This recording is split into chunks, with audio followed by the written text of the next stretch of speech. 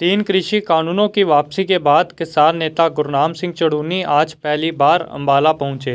उनके अंबाला पहुंचने पर किसानों की ओर से उनका जोरों शोरों से स्वागत किया गया और इस मौके पर अंबाला के किसान नेताओं की ओर से भी उनका फूलों के हार पहनाकर स्वागत किया गया। आज संविधान स्थापना दिवस के उपलक्ष्य पर सेक्टर 8 के कम्युनिटी सेंटर में बतौर मुख्य अतिथि गुरनाम सिंह चड़ूनी पहुंचे। मिशन पंजाब को लेकर गुरनाम सिंह चड़ूनी ने बड़ा ऐलान किया। कहा कि पंजाब के चुनावों में वह अपने उम्मीदवार उतारेंगे और चुनाव प्रचार भी करने जाएंगे। आइए सुनते हैं क्या है कहना किसान नेता गुरनाम सिंह चड़ूनी का। नेता कैसा हो? गुरनाम सिंह कैसा हो? हमारा नेता कैसा हो? गुरनाम सिंह कैसा हो?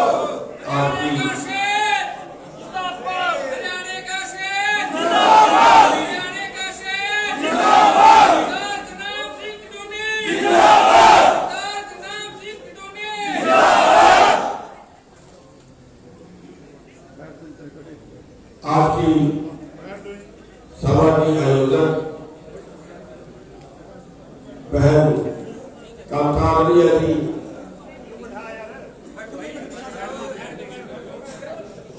हमारे मंच पे आए विधायक साहब सोगे जी साहबान, कमल बराड़ा जी, जिला प्रधान बलविंदर कौर जी, करमैल सिंह हुड्डा जी, बलजीत सिंह रंगा जी, रिंकू मटेड़ी जी, जिला प्रधान मलकीत सिंह जी, उप प्रधान सरदार गुलाब सिंह जी, सरदार अमरजीत सिंह जी मोड़ी, श्री हरपाल सिंह जी नरोड़ा, अशोक कुमार जी जो बिहार से आए हैं, कैलाश जसवाल जी जो महाराष्ट्र से आए हैं, श्री राकेश बैस जी, श्री संजू गुगेड़ा जी जो प्रधान है जिला यमुनानगर के, नरेंद्र जी जो पंचकुला के प्रधान है, गुलाब पुनिया जी, बक्का दलगड़ा जी, चाह जी अम्बाला से, बंटी अम्बाला जी, जग्गी बड़ौला, सरदार प्रीतम सिंह जी माली, श्री सरदार बलजिंदर सिंह जी चढ़ा, बलजिंदर सिंह जी सकेड़ा, फकीर चंद जी नारायणगढ़, सुरेश जौहरी जी, राजू मकरौली जी जो यमुनानगर के जो रोहतक के प्रधान हैं, होशियार गिल जी जो कैथल के प्रधान हैं, और यहाँ पे पहुंचे सभी माननीय हमारे किसान भाई, हमारे मजदूर भाई, हमारे दलित भाई, हमारी माताएं बहनें, हमारे पत्रकार बंधु, आप सभी के धन्यवादी हैं जो आप अपना टाइम निकाल के यहाँ पे आए हैं।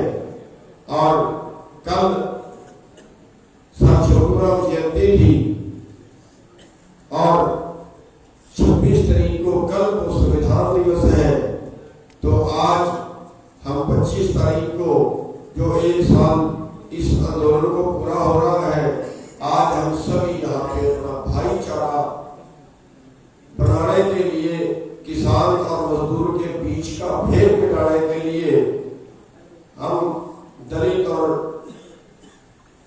जनरल इसको अलग अलग निगाह से देखने की बजाय इसको एक समान देखने के लिए आज यहाँ पे इकट्ठे हुए हैं और समाज को एक संदेश देने के लिए, आपस में भाईचारा बढ़ाने के लिए इकट्ठे हुए।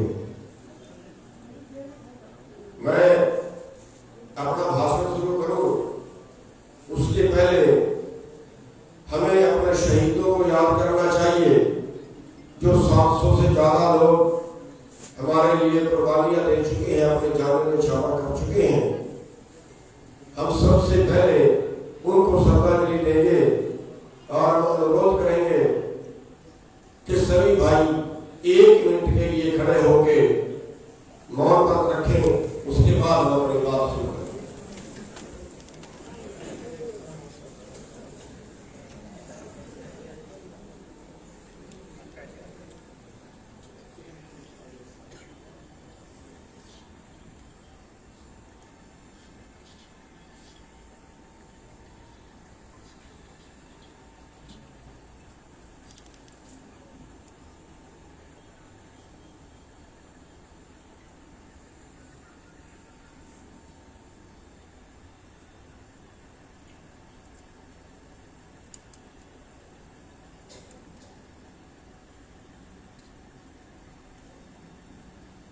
शहीद किसान अमर रहे, अमर रहे, अमर रहे। शहीद किसान अमर रहे, अमर रहे, अमर रहे। इन किसानों का बलिदान याद करेगा हिंदुस्तान।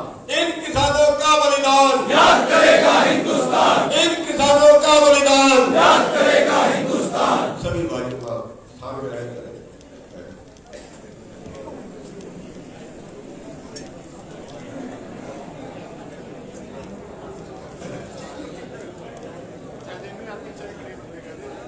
साथियों,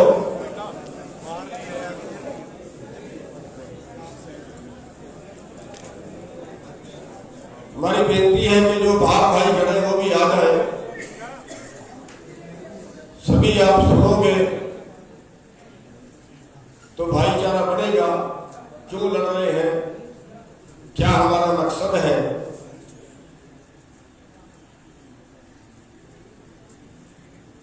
आज हमारी लड़ाई है आर्थिक आजादी की। देश आजाद हुआ है, बोलने का अधिकार मिला है और वोट डालने का अधिकार मिला है,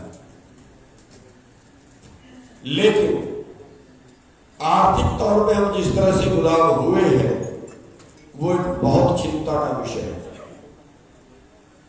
और आज ये खाई बढ़ते बढ़ते आज यहां तक हो गई है कि एक आदमी की आमदन 35 रुपए एक दिन की नहीं है और इसी देश के अंदर दूसरे आदमी की आमदन 2000 करोड़ एक दिन की है।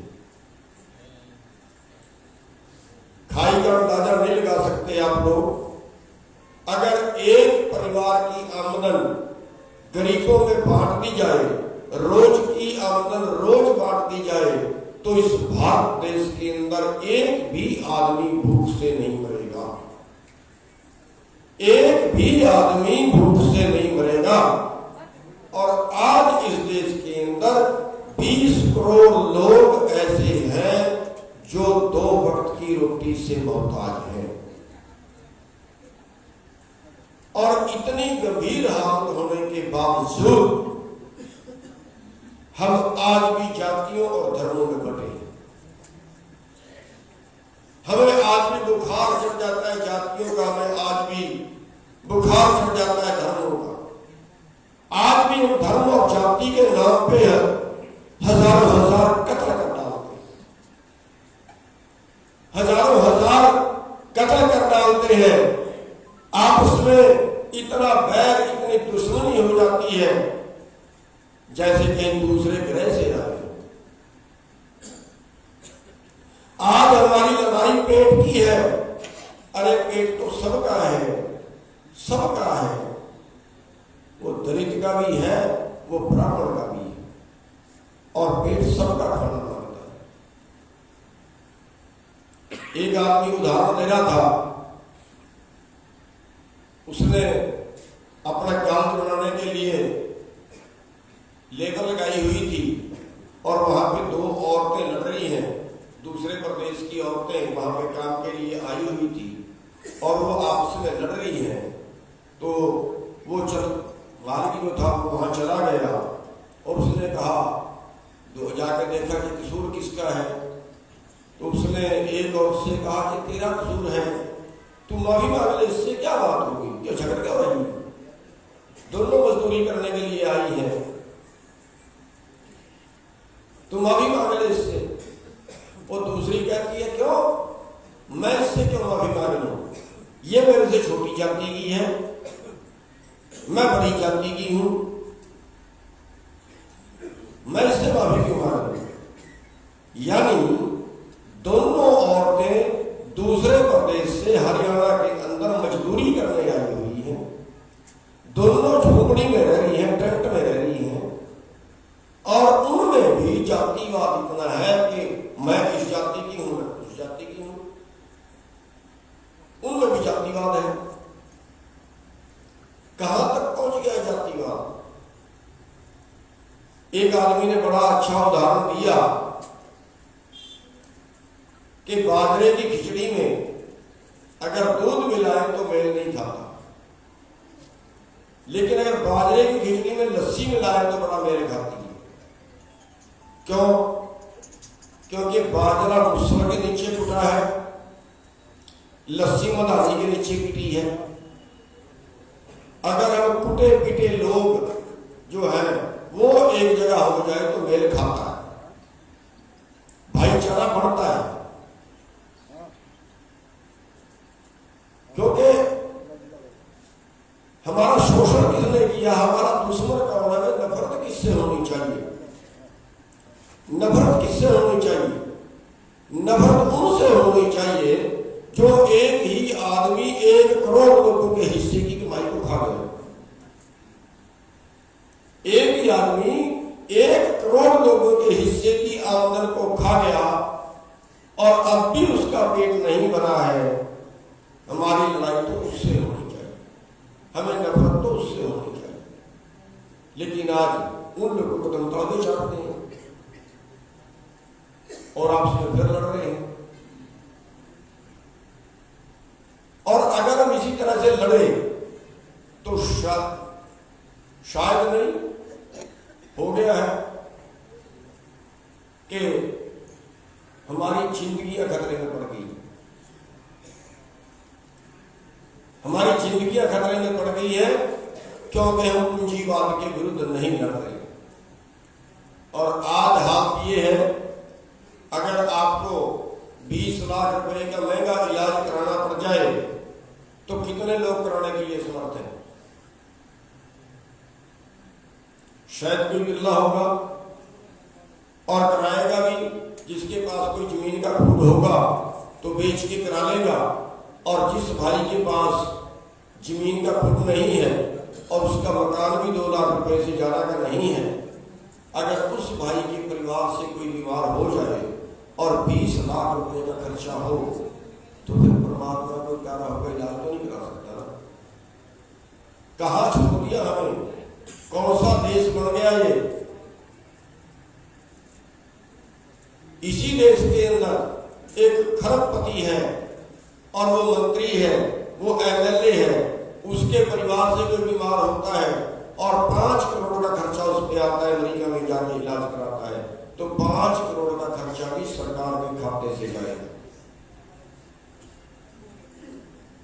अगर एक 2 लाख रुपए 1.5 लाख रुपए तनख्वाह लेने वाला अधिकारी है, उसके परिवार से कोई बीमार होता है और उसके ऊपर 50 लाख रुपया भी लगता है, करोड़ रुपया भी लगता है, तो सरकार लगाएगी, सरकार के खजाने से जाएगी। किसके लिए हुआ सरकार का खजाना? देश में गरीब मर रहे हैं, शोषण कर रहे हैं, आत्महत्या कर रहे हैं, जिंदा रहने का हम नहीं बचे हैं। सरकार की तरफ से 5 किलो गेहूं दे दी गई, सरकार की तरफ से 5 किलो चावल दे दिया गया, भीख दे दी गई, बस ये आया हमारा हिस्सा। 100 यूनिट बिजली के नगद दे दिए गए, बस ये भीख आई हमारे हिस्से। और अमीरों के हिस्से क्या आया? कोरोना से पहले देश में मंदी के नाम पे 5 लाख करोड़ देश के खजाने से निकाला और 70,000 करोड़ अकेले मोदी को दे दिया गया कि तेरी कारें कम बिकी। 70,000 करोड़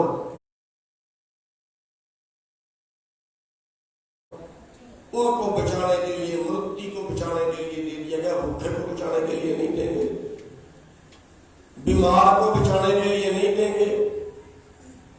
70,000 करोड़ देश के बिल्डरों को दे दिया गया जिन्होंने सिटी बसाए कि तुम्हारे मकान कम बिके। बिल्डरों के लिए खजाना है, बिल्डरों को बचाने के लिए दे दिया गया, किसी मजदूर को बचाने के लिए नहीं दिया गया, किसी मरते को जिंदा रखने के लिए नहीं दिया गया, किसी अनपढ़ को पढ़ाई के लिए नहीं दिया गया। कौन सा देश बन गया है? इस देश के लिए भगत सिंह शहीद हुए थे, इस देश के लिए हजारों लोगों ने कुर्बानियां दी थी कि ऐसा देश बनेगा हमारा, और अब हम फिर भी उन्हीं के तलवे चाहते हैं, उन्हीं के क्या जयकार करें। जूता नहीं है तुम्हारे पसंद के लिए।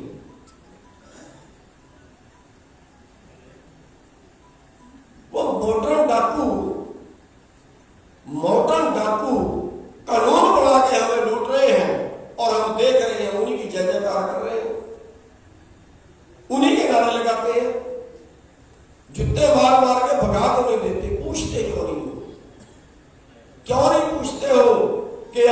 उत्तम खेती क्यों नहीं रही? क्यों नहीं पूछते हो आज किसान और मजदूर, जो खेती हर मजदूर है, आज 32 मिनट में, हर 32 मिनट में एक किसान या उसका मजदूर हर 32 मिनट में एक आत्महत्या कर लेता है। क्यों नहीं पूछते हो राजनेताओं से कि उत्तम खेती थी, आज क्यों उत्तम खेती नहीं रही? क्यों नहीं पूछते हो राजनेताओं से कि ये सोने का देश था, सोने की चिड़िया बोलते थे, आज इसकी मिट्टी की चिड़िया नहीं, आज सोने की चिड़िया में कोई रहना नहीं चाहता है। आज क्यों हमारी अगली पीढ़ी इस सोने की चिड़िया को छोड़कर उन अंग्रेजों के पास जा रही है, जिन अंग्रेजों को हमने मार के भगाया था अपने देश से, जिन अंग्रेजों को हमने मार के भगाया था अपने देश से, आज उन देशों की शरण में हमारे युवा जा रहे हैं। आखिर क्यों? किसने बनाई इस देश की हाल? ये हाल बनाई हमारे राजनेताओं ने। और राजनेताओं ने किया कैसे बांटा? हमें जाति के नाम पे, हमें धर्म के नाम पे, बस इसी में बांट के हमारा बेवकूफ बना के वोट ले रहे हैं। अरे आज हमें भाईचारा कायम करने की जरूरत है। नहीं चलेगा किसी हालत, इस देश हालत में जिस हालत में आप रह रहे हो, हम पाप कर रहे हैं, अपने बच्चों के लिए पाप कर रहे हैं। जिंदा रहने की हालत में नहीं बचेगी हमारी अगली पीढ़ियां। हमारी अगली पीढ़ियां जीवन गुजारा करने का अमल नहीं बचेगी अगर हम आज भी इकट्ठे न हुए, अगर आज भी हमने इकट्ठे होकर पूंजीवाद के विरुद्ध लड़ाई न लड़ी। हो सकता है आपको कुर्बानियां देनी पड़े, हो सकता है आपको जड़ें काटनी पड़े, हो सकता है आपको लटकाने पड़े, लेकिन अपने अगले आने वाली पीढ़ियों के लिए, अपने बच्चों के लिए कौन लट नहीं खाता, कौन जड़ें नहीं काटता? आपको काटनी पड़ेगी तो क्या हो जाएगा? आखिर हम क्या मांग रहे हैं? हमने नहीं मांगा कि देश हमारे नाम लगवा दो, ये अंबानी ने मांगा होगा कि देश हमारे नाम लगवा दो। हम तो ये कहते हैं हर आदमी जिंदा रहे, मजदूर भी जिंदा रहे, किसान भी जिंदा रहे, दुकान वाला भी जिंदा रहे, हर नागरिक कम से कम इतना तो जिंदा रहे जितना उसको जिंदगी चलाने के लिए चाहिए, उतनी आमदन तो उसके पास हो। अरे कैसे होगी? हमें तो जाति का टिक्का और धर्म का टिक्का लगा दिया जाता है, वहीं पे लड़ पड़ते हैं। बस सरकार का काम तो बैठे बैठाए हो गया। अगर कहीं चुनाव में आने की बात करती है, ना ना ना ना, चुनाव नहीं लड़ना चाहिए, चुनाव लड़ना चोरों का काम है। अगर अंबेडकर साहब राजनीति में ना होते तो क्या वो संविधान लिख पाते?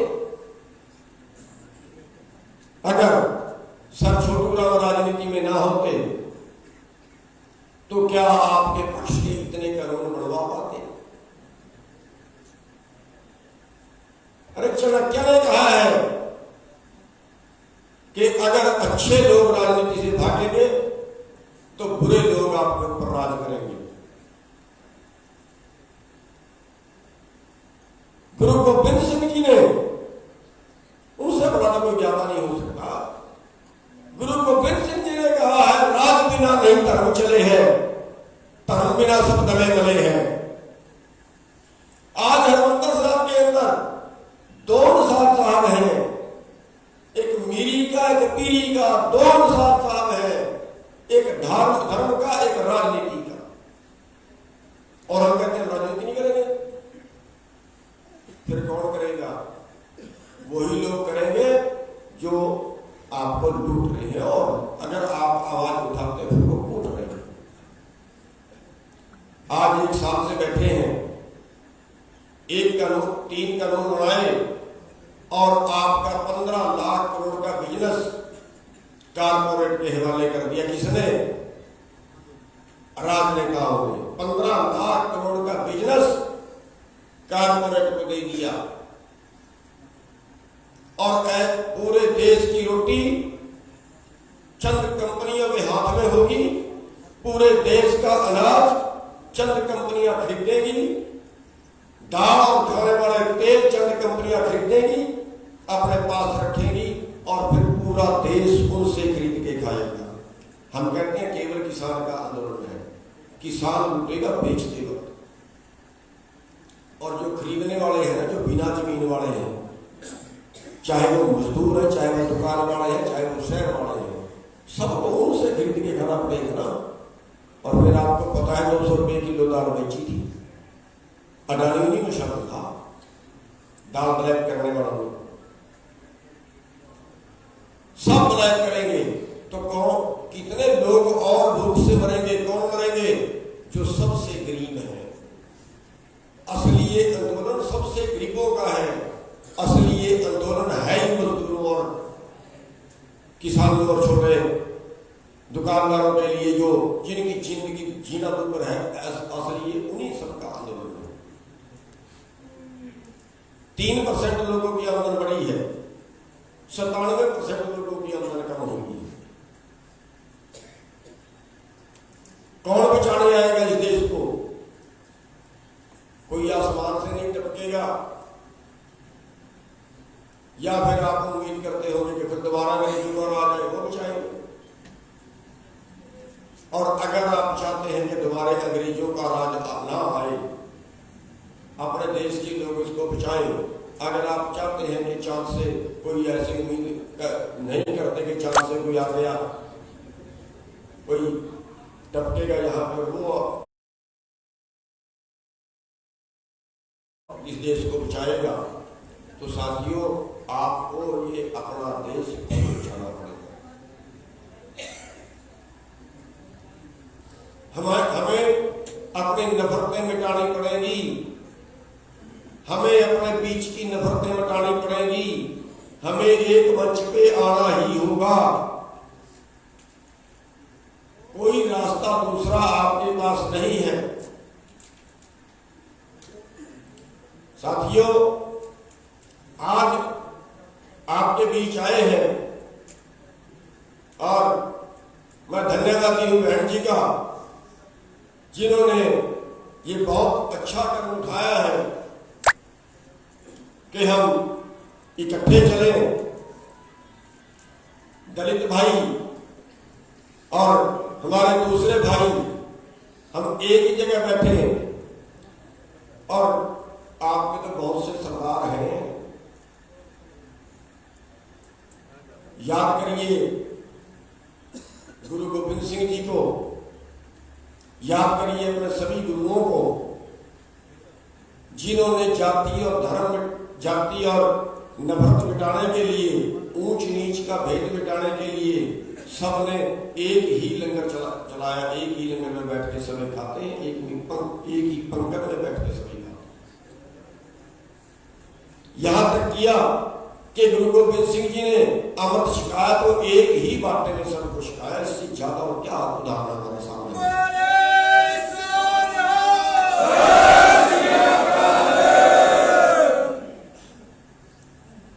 इससे ज्यादा हमारे सामने क्या उदाहरण हो सकता है कि जब उनको अपनी फौज के जर्नैल चुनने थे, अपने पंथ के जर्नैल चुनने थे, उन्होंने किसी की जाति नहीं पूछी,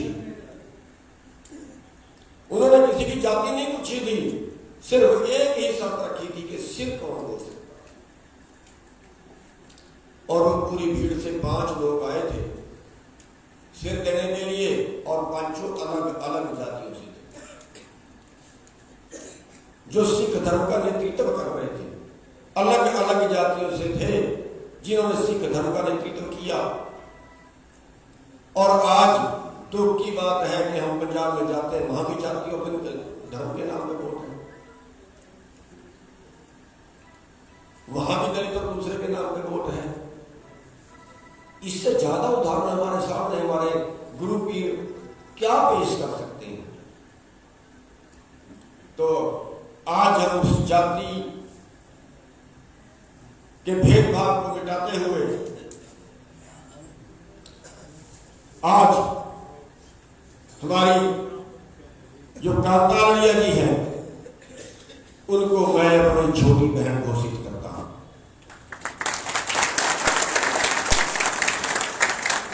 और मैं अनुरोध करूंगा अपनी छोटी बहन से कि वो आए और मुझे राखी मांगे।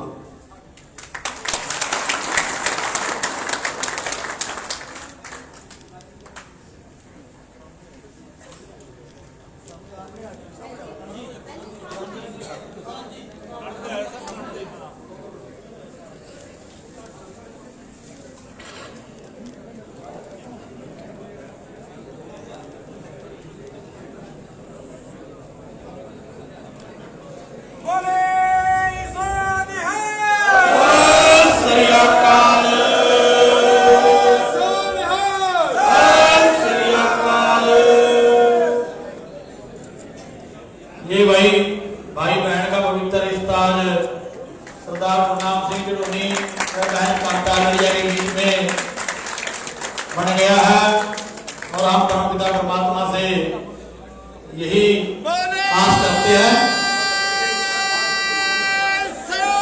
और भाई किसान साथी अभी प्रधान जी का थोड़ा बीच में भाषण दे रहे हैं, जाए ना भाई, प्लीज 5 मिनट के लिए समय निकालें और उसके बाद भाई हमारे जो स्टेज में कुछ साथी बैठे हैं उनको साथ देकर हमारे जिला प्रधान और उप जिला प्रधान सम्मानित करेंगे। इसलिए जो स्टेज पे बैठे हैं हमारे सभी साथी वो स्टेज पे ही रहे। सोमवीर सागवान जी, कमल बराड़ा जी, अशोक कुमार बिहार से हैं जी, कैलाश महाराष्ट्र से, और हमारे जो जिला के प्रधान आए हुए हैं संजय गुजारा जी गंगानगर, नरेंद्र पंचकुला जी, होशियार सिंह कैथल जी, राकेश भैंस हमारे प्रवक्ता जी सरदार कश्मीर सिंह मामू माजरा जी, इनको भी श्रोता देकर सम्मानित किया जाएगा। और हमारी बहन लखविंदर कौर जो जिला प्रधान है वो बहन कांता लड़िया जी को साथ देकर सम्मानित करेंगी। और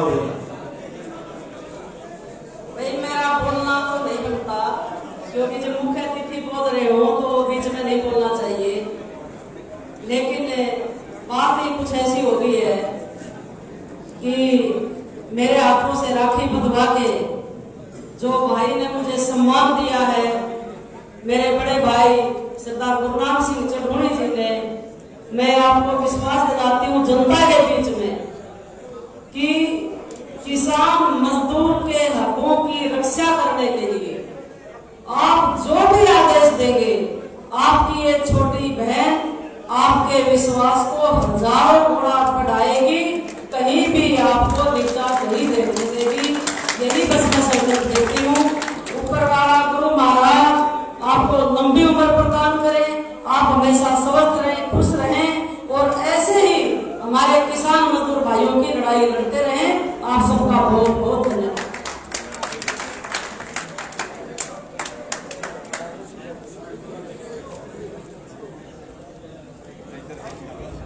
धन्यवाद करूंगा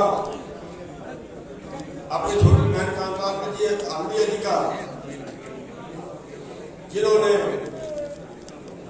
राखी बांधी है। और आप सबसे जितने मेरे भाई यहाँ बैठे हैं, आप सबसे अनुरोध करेंगे, आप सबसे अनुरोध करेंगे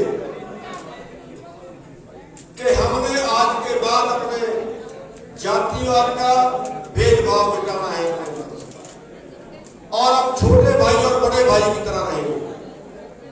हमारे जो मजदूर हैं उनको हम अपने छोटे भाई की तरह रखेंगे और मजदूरों से भी अनुरोध है कि वो भी हमारे किसान भाइयों को अपने बड़े भाई की तरह सम्मान दें। एक और अनुरोध करूंगा कि जितने हमारे दलित भाई हैं वो अपने अपने घरों में, जितने हमारे दलित भाई हैं वो अपने अपने घरों में सर छोटू राम की फोटो लगाए और जितने हमारे दूसरी जातियों में भाई हैं वो अपने अपने घरों में अम्बेडकर साहब की फोटो लगाए। और ये जो आज का पूंजीवाद है या जो आज के राजनेता है जो हमें पाड़ के राज करना चाहते हैं, जो हमारे में फूट डाल के राज करना चाहते हैं, तो आज का ये सम्मेलन उन सब के मुंह पे करारी चपेट होगा।